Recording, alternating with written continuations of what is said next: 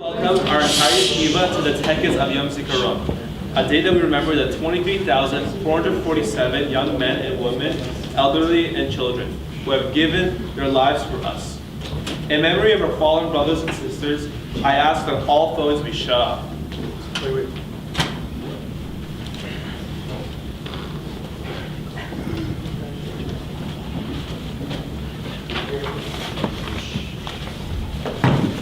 Please rise for the sound of the siren for a moment of silence. Think about the lives that were taken in our struggle to build our homeland.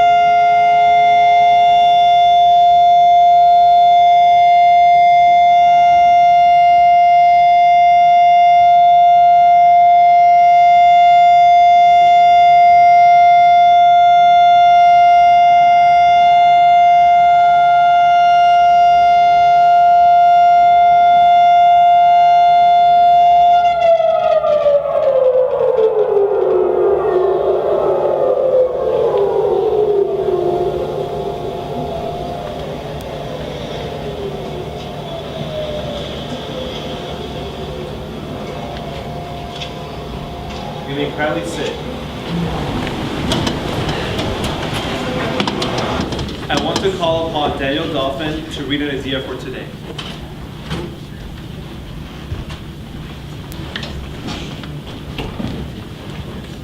Underneath every green uniform is a regular white t-shirt. Underneath every white t-shirt is a regular human being. Within every human being is a beating heart. Today we want to tell you 7 different stories of 7 different people who fell as soldiers and lived as warriors. 7 different stories of 7 different worlds. Worlds that, when they shattered, left a legacy and a will. A legacy and a will that demanded of all those who knew them, and even from those who didn't, to continue to build, to live by one's dreams, to search for truth, and live lives that realize the opportunity in each experience and in each person. As we tell these stories, we want to make a point that a soldier is not a uniform, but rather a lifestyle. A lifestyle of giving before taking. A lifestyle of dreaming when no one else dares to dream. A lifestyle of sacrifice with a smile as a result of a deeper meaning, of a deeper understanding of what sacrifice really means.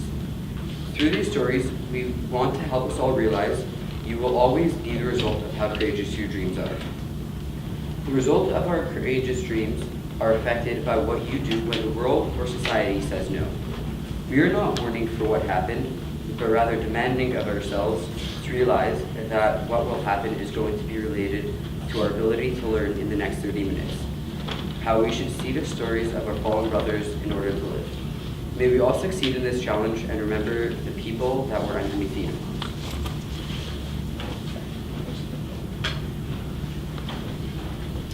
For the saying of Yizkar, and the memory tefillah for our soldiers, I would like to call upon Daniel Cohen.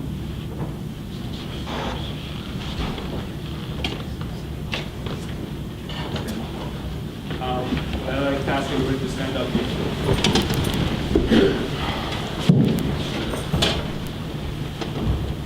Yizkor Am Yisrael et banav et banadav ha'nemanim ha'amitzim chayalei tzva ha'agana l'Yisrael וכל תחומי הבשורות והחטיבות הלוחמים ומערכות העם וכל אנשי קהילות המודיעין והביטחון ואנשי המשטרה אשר חרפו נפשם במלחמה על תקומת ישראל וכל אלה שנרצחו בארץ מחוצה לה בהיעדר מרצחים מארגוני הטרור יזכור ישראל בהתברך וזרוע ויגל על זיו הלאומי עמדת הגבורה וקדושת הרצון ומסירות הנפש אשר נספו במערכה הפרדה מי יהיו חללי מערכות ישראל, עצורי הניצחון, חתומים בלב ישראל לדור ודור.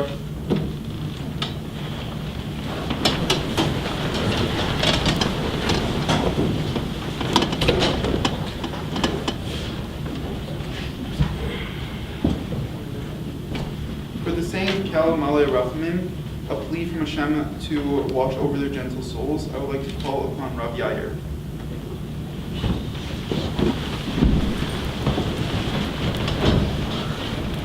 ברחמים, וכן במרומים, המצי מנוחה נכונה, וכנפי השכינה, במעלות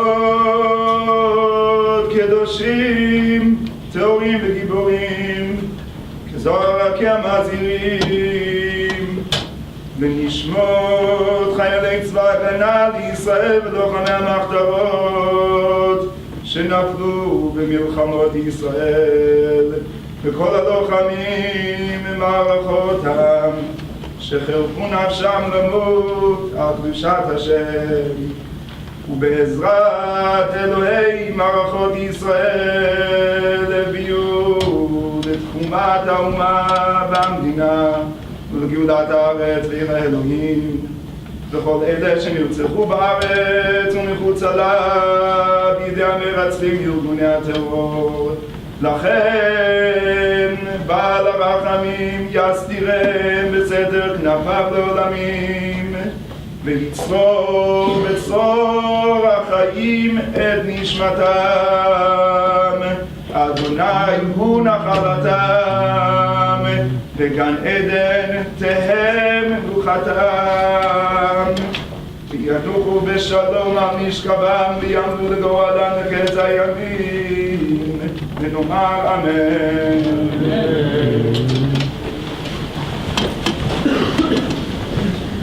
To light a candle of remembrance for all those of for the fallen soldiers from all the wars, I invite Rabbi Songbird.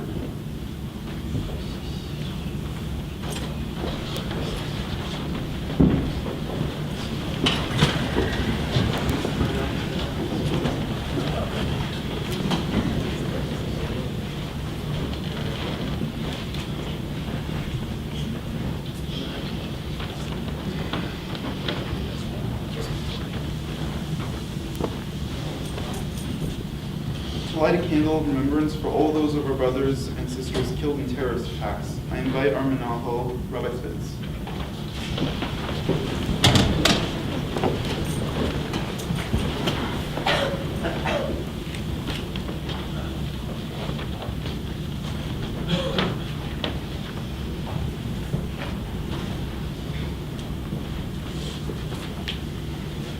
Ezra Schwartz was born in Sharon, Massachusetts. He loved life, family, friends, camps, sports, the Patriots, and the land of Israel. This past year, he was learning in yeshiva in Israel, ushering. He chose it because he wanted to volunteer to help, to affect the people.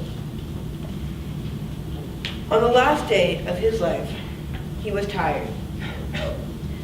But when hearing there was an important opportunity to give food to soldiers in Gush Etzion, he jumped up and went first from all his friends to be able to live his dream of helping people. This was the last action in his short life. Ezra was murdered in Gush Etzion, November 19th, 2015, at the young age of 18. When Ezra's friend was asked what kind of guy Ezra was, his response was the following. He was the kind of guy who always made you laugh and didn't take things too seriously, but knew how to be responsible when he needed to be. I have a quote from Ezra's mother as well. His life ended abruptly as he was on a mission of chesed.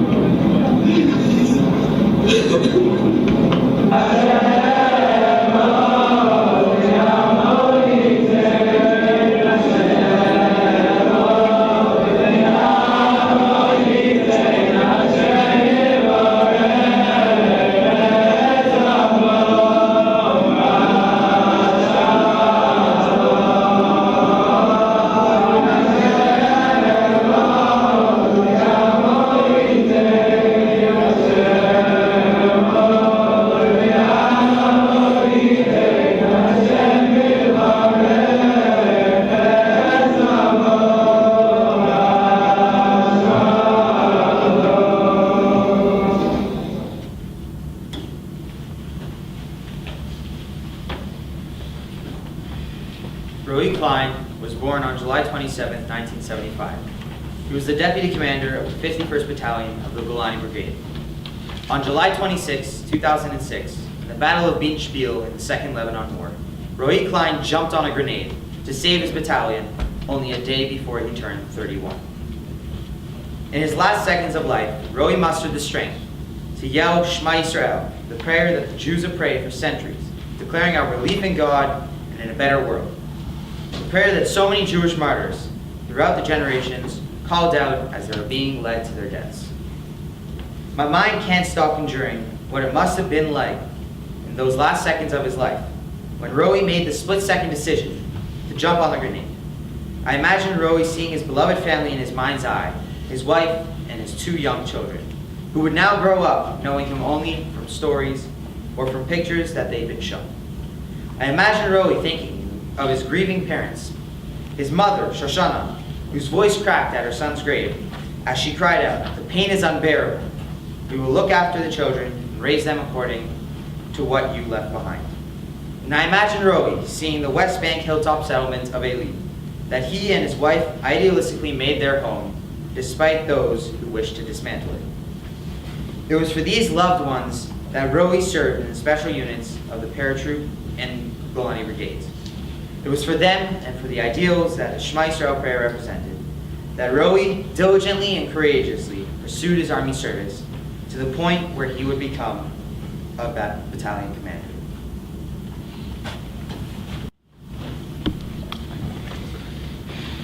Noam Bahagon. He was born in 1982 in Karnei Shomron. He was born in Elkanah and studied there, and he went to Hester Yeshiva in Othniel. Noam was 6'7" and very strong, and he raised his physical profile in order to serve in a combat unit. Let me tell you a bit personally about Noam. Noam's brother-in-law was killed in a car accident which devastated the family, and leaving his sister, Efrat, a widow with 4 orphans. He decided that he would take the role as the father and help and take care of them. A quote by his grandfather what his grandfather said. When his grandfather said to him that he shouldn't go to Poland, he said, "You need to know and learn everything about whether it's painful or not. It's what makes us." 30 days before he was killed, 4 of his friends from Yeshiva were killed in a terrorist attack. At the funeral, Noam said to his mother, "The songs we sang at the funerals gave me a different understanding of pain. I learned that we must sing in order to build from sorrow." 30 days later, in Gaza Strip on February 15, 2003, his tank drove over an explosive device weighing 100 kilograms. Only after 3 days were they able to bury Noam, since the fire was so strong. At Noam's funeral, his mother said, "Today we'll sing the same songs that Noam told me prove that how we must build from sorrow. The fire that took my son must become a fire that will rebuild our lives." Noam was strong. He himself was a great strong fire. From today, we must all learn to light the fire that has just been destroyed.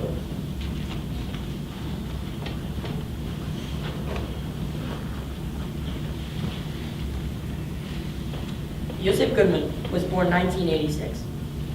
Yosef was the first of 9 children to enter the army service. Having very idealistic parents who chose to build their home in Israel, Yosef felt he not only wanted to be a regular soldier, but he wanted to continue this path of idealism and went into the elite unit of Mat Golan. From 40 soldiers in this unit, Yosef was chosen to be one of the 5 soldiers that will be part of a special parachute team. In his 35th parachuting act, he got tangled with his commander's parachute. If they tried to land together, he and his commander both could have died. So instead, he cut his parachute loose and fell to his death. In order to save the life of a soldier, he died February 2nd, 2006. He was 20 years old. His superior said, with his athleticism, he was a natural-born soldier, and he knew from the moment that he met him, he wanted to be a leader. He was commemorated as a hero.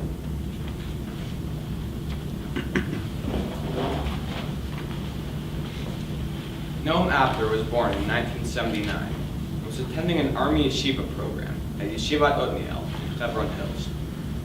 On December 27, 2002, on a regular Shabbat, Parshat Shemot, Noam volunteered to be in charge of serving the Shabbat night meal to 100 yeshiva students. As Noam prepared to bring out the soup, 2 terrorists broke into the kitchen. Although Noam had a gun on him, he decided in the last seconds of his life to lock the kitchen door and managed to throw away the key in order to save the lives of all the other students.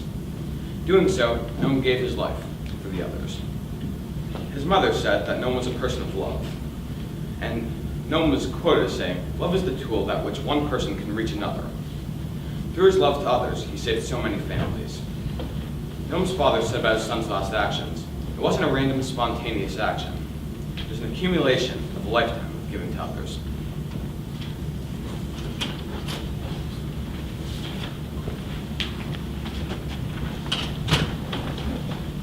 Michael Levine was an American soldier in the IDF, born February 17, 1984.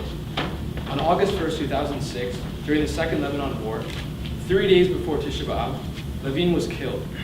He was only 22 years old. Michael Levine died a hero's death.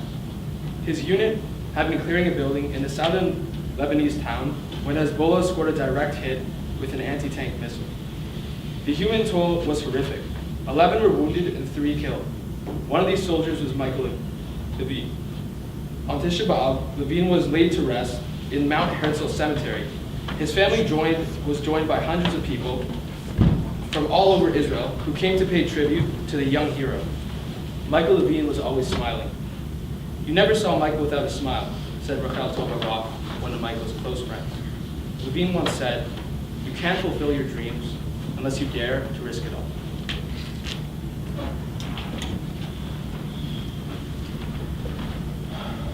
Asal Lubovsky was a 32-year-old man and is a 32-year-old man and is now a successful doctor at Rambam Hospital. He was born and raised in Efrat near Jerusalem, and when he enlisted in the Golani Brigade when he was 23, he wasn't expecting himself to be much of a hero. But during the war in Lebanon, while he was serving as a platoon commander in Battalion 51, Hezbollah terrorists fired an anti-tank missile that hit the armored personnel carrier that he was in at the time, resulting in him getting seriously injured and forcing him to undergo a long battle unlike anything that he had ever fought in his life. He's quoted as to have said, "We were in a convoy that entered in military missile ambush. Seconds before the missile was launched, I stood up from the armored carrier to get a view of the surroundings. Half my body was inside the carrier and half was outside, and that's what really saved my life. The missile hit the front of the vehicle and dozens of pieces of shrapnel sliced through my body, but luckily they only hit the lower body. My chest and head was not hit." Now Asel has fully recovered, but this in itself isn't the only amazing thing about him. He is now a full doctor at Rambam Hospital, the place that they took him when he was seriously injured on the battlefield in Lebanon.